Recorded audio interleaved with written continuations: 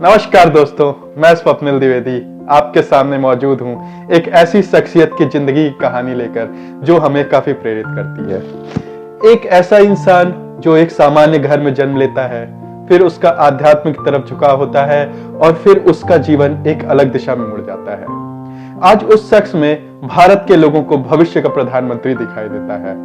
आज की हमारी कहानी एक ऐसे नेता की है जिनका जीवन राजनीति, धर्म और समाज से जुड़ा हुआ है। आज हम बात कर रहे हैं 5 बार के गोरखपुर के सांसद, वर्तमान में उत्तर प्रदेश के मुख्यमंत्री सह गोरखपुर के विधायक महंत योगी आदित्यनाथ की।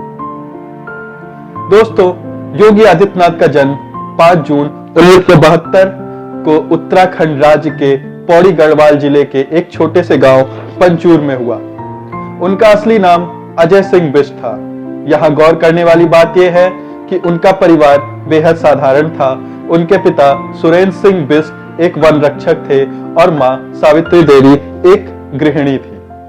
आदित्यनाथ ने अपनी प्रारंभिक शिक्षा अपने गांव के स्कूल से की और फिर हेमवती नंदन बहुगुणा गढ़वाल विश्वविद्यालय से विज्ञान में स्नातक की डिग्री प्राप्त की। हालांकि उनका असली रुझान धार्मिक और आध्यात्मिक जीवन में था। अजय सिंह बिष्ट जो एक साधारण सी उम्र में आध्यात्मिक जीवन की ओर बढ़ गए। उन्होंने 1994 में गोरखपुर के प्रसिद्ध गोरखनाथ मठ के महंत अवैधनाथ से दीक्षा ली और अपना नाम योगी आदित्यनाथ रखा।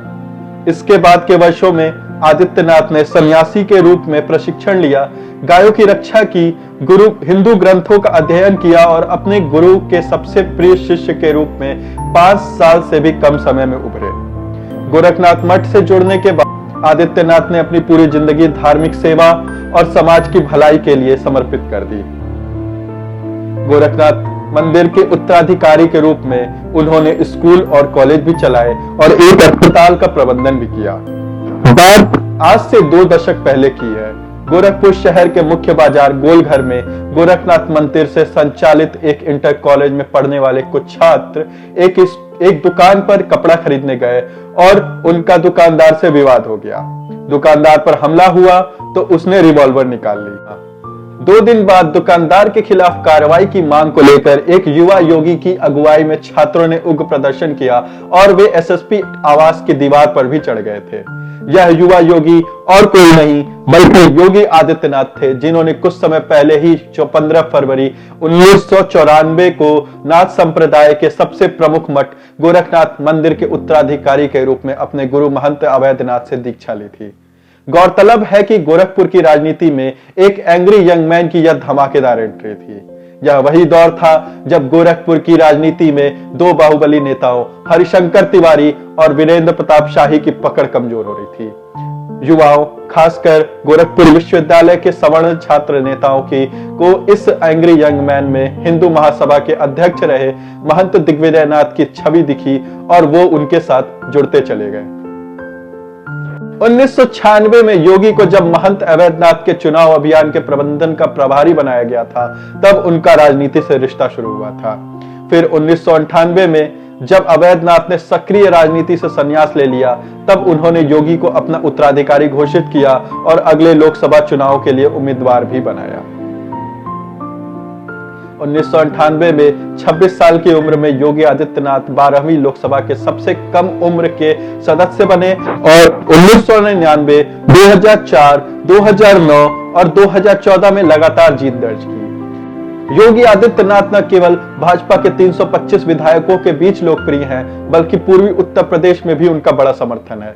भले ही वे हिंदू मुद्दों के मशाल वाहक बने रहे, लेकिन योगी ने वृहद हिंदू कार्ड भी खेला, जिसका उद्देश्य जानबूझकर न केवल मूल हिंदू मतदाताओं के बीच अपनी लोकप्रियता का आधार बढ़ाना था, बल्कि लगभग वंचित दलित समुदाय तक पहुंच बनाना भी था। महाराजगंज जिले में पचरुखिया की घटना के बाद उनकी हिंदू कट्टरपंथी छवि मजबूत हुई।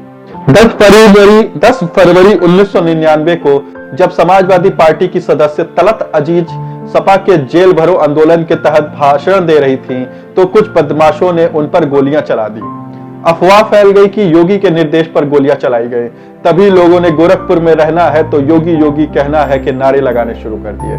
2002 में उन्होंने हिंदू युवा वाहिनी नामक एक सामाजिक सांस्कृतिक संगठन की स्थापना की, जिसके स्वयं सेवक दंगों, गौरक्षा अभियानों और लव जिहाद को रोकने के प्रयासों में बल प्रयोग की राजनीति अपनाने के लिए जाने जाते थे।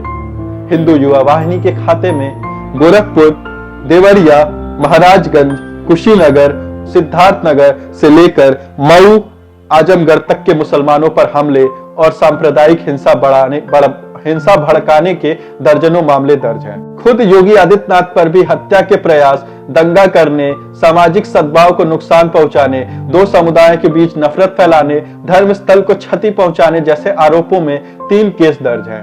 हिंदू युवा वाहिनी के इन कामों से गोरखपुर में उनकी जीत का अंतर बढ़ने लगा और साल 2014 का चुनाव वह 3 लाख से भी ज्यादा अंतर से जीते। एक बार तो नेशनल हाईवे पर ट्रक से कुचलकर गाय मर गई, तो इसे आईएसआई की साजिश बताते हुए 3 दिन की बंदी का ऐलान कर दिया गया। साल 2002 में गुजरात की घटनाओं पर हिंदू युवा वाहिनी ने गोरखपुर बंद कराया था और टाउन हॉल में सभा की। इस दौरान सभा में 1 विकेट के बदले 10 विकेट गिराने और हिंदुओं से अपने घरों पर केसरिया झंडा लगाने की बात कही गई थी, ताकि यह पहचान हो सके कि किन घरों पर हमला करना है। उनके समर्थक नारे लगाते घूमते, गोरखपुर में रहना है तो योगी योगी कहना है। गोरखपुर के बाहर दूसरी जगहों पर यह नारा बदल गया, पूर्वांचल में रहना है तो योगी योगी कहना है, जो बाद में यह नारा यूपी में रहना है तो योगी योगी कहना में है तब्दील हो गया। जनवरी 2007 में एक युवक की हत्या के बाद हिंदू युवा वाहिनी के कार्यकर्ताओं द्वारा सैयद मुराद अली शाह की मजार में आग लगाने की घटना के बाद हालात बिगड़ गए और प्रशासन को कर्फ्यू लगाना पड़ा।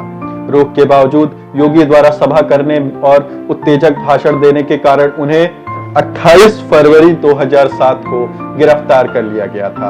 उनको गिरफ्तार करने वाले डीएम और एसपी को 2 दिन के बाद ही मुलायम सरकार ने सस्पेंड कर दिया। योगी की गिरफ्तारी के बाद कई जिलों में हिंसा, तोड़फोड़, आगजनी की घटनाएं हुई, जिनमें 2 लोगों की मौत हो गई। पहली बार पुलिस ने हिंदू युवा वाहिनी पर थोड़ी सख्ती की, जिसका बयान करते हुए योगी आदित्यनाथ लोकसभा में भी रो पड़े थे। साल 2007 में गिरफ्तारी ने उनकी और हिंदू युवा वाहिनी की उग्रता में थोड़ी कमी ला दी और अब वह हर घटना में मौके पर पहुंचने और अपने हिसाब से न्याय करने की जिद नहीं करते। 2005 में योगी ने शुद्धिकरण अभियान, घर वापसी का नेतृत्व किया, जिसके तहत कई लोग हिंदू धर्म में वापस लौट आए। हाल के वर्षों में योगी ने अपनी महत्वाकांक्षाओं को जाहिर करने का बहुत कम प्रयास किया है। शुरुआती संकेत कि वह मठ से बाहर निकलकर सांसद से बड़ी भूमिका निभाने के लिए तैयार है तब मिले जब योगी के सहयोगी और हिंदू युवा वाहिनी के राज्य अध्यक्ष सुनील सिंह ने भाजपा से अलग होकर शिवसेना के साथ गठबंधन कर लिया।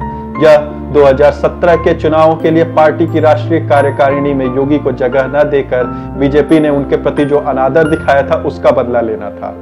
जबकि कई लोगों का मानना है कि यह योगी द्वारा अपने बढ़ते प्रभाव को मजबूत करने के लिए किया गया कदम था, जिसके बिना बीजेपी यूपी में आगे नहीं बढ़ सकती थी। गोरखनाथ मठ के महंत ने सिंह को इस आधार पर हिंदू युवा वाहिनी से निकाल दिया कि यह एक सांस्कृतिक संगठन है जो चुनाव नहीं लड़ सकता है। फिर योगी हिंदुत्व के सबसे बड़े फायर ब्रांड नेता के रूप में स्थापित हो चुके थे। दिल्ली के बाद बिहार में करारी हार से यूपी में अपना प्रदर्शन को लेकर चिंतित भाजपा में 2016 में ही उन्हें मुख्यमंत्री पद के चेहरे के रूप में पेश करने की चर्चा हो रही थी। गौरतलब है 2016 मार्च में गोरखनाथ मंदिर में हुई भारतीय संत सभा की चिंतन बैठक में आरएसएस के बड़े नेताओं की मौजूदगी में योगी आदित्यनाथ को मुख्यमंत्री बनाने का संकल्प लिया गया था। योगी आदित्यनाथ की सबसे बड़ी खासियत जनता से सीधा संवाद और संपर्क है। लोग उनमें महंत दिग्विजयनाथ के तेवर और महंत अवैधनाथ का सामाजिक सेवा कार्य का जोग देखते हैं। वे कहते हैं कि गोरखनाथ मंदिर के सामाजिक कार्यों का जनता पर काफी असर है। योगी ने हिंदू युवा वाहिनी के अलावा विश्व हिंदू महासंघ से अपने लोगों को जोड़ रखा है। मार्च 2017 में भारतीय जनता पार्टी ने उत्तर प्रदेश विधानसभा चुनाव में शानदार जीत हासिल की और योगी आदित्यनाथ को मुख्यमंत्री चुना। उनका चयन कई लोगों के लिए एक आश्चर्य था, लेकिन उनकी मजबूत धार्मिक छवि और नेतृत्व क्षमता ने उन्हें यह पद दिलवाया। मुख्यमंत्री बनने के बाद योगी आदित्यनाथ ने कानून व्यवस्था, स्वास्थ्य, शिक्षा और बुनियादी ढांचे के क्षेत्र में कई महत्वपूर्ण कदम उठाए।